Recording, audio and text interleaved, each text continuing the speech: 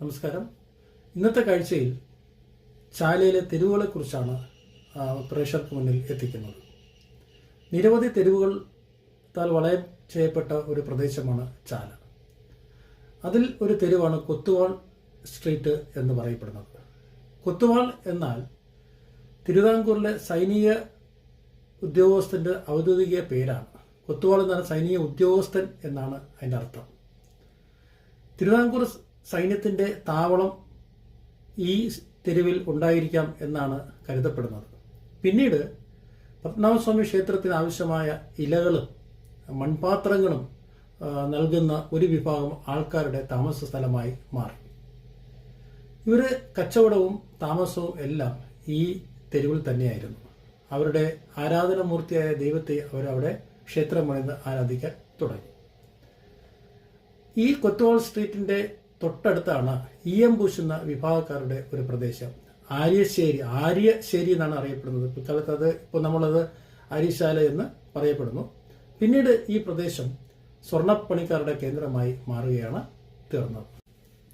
അതുപോലെ തന്നെ നമ്മുടെ ഇന്നത്തെ ശ്രീ പത്മനാഭ തിയേറ്ററിന്റെ പുറകുവശത്തെ മുറിപ്പാലത്തടി മാടൻകോവിൽ എന്നൊരു കോവിൽ ഉണ്ട്.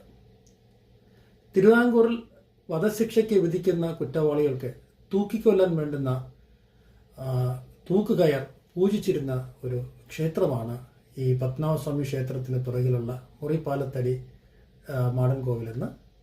ചാലയിൽ ആവശ്യമായ ചരക്കുകൾ കൊണ്ടുവന്നിരുന്ന കാളവണ്ടികളെ പാർപ്പിച്ചിരുന്ന സ്ഥലമാണ് വാണിയംകുളം എന്നറിയപ്പെടുന്ന സ്ഥലം.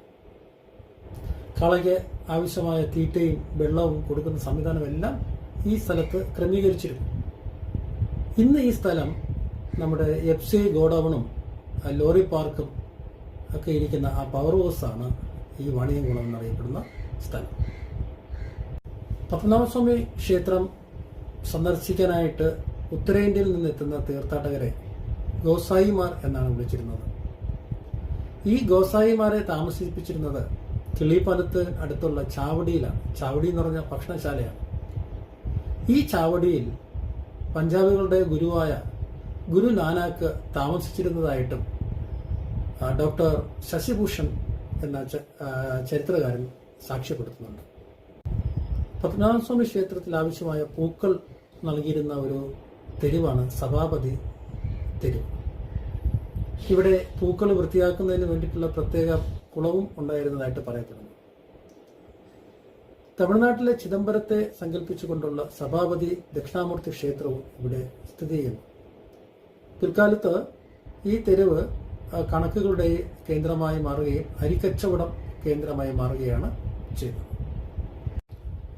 ചാലക്കമ്പോളം വരുന്നതിന് മുമ്പ് ഇന്നത്തെ അട്ടക്കുളങ്ങര ബൈപ്പാസ് റോഡിലായിരുന്നു കച്ചവട കേന്ദ്രം നിലനിന്നിരുന്നത്. അന്ന് തിരുവിതാംകൂർ സൈന്യത്തിലെ കുതിരകളെ പരിപാലിപ്പിക്കുന്നതിന് വേണ്ടിയിട്ട് റാവുത്തർമാർ, പടാണികൾ, ഗുജറാത്തിലെ കച്ചി മേമന്മാർ എന്നിവർ ഈ ബൈപ്പാസിൽ താമസിച്ചിരുന്നതായിട്ട് ചരിത്രരേഖകൾ വെളിപ്പെടുത്തുന്നു. മറ്റൊരു ചരിത്രകഥയുമായി വീണ്ടും കാണാം. നന്ദി, നമസ്കാരം.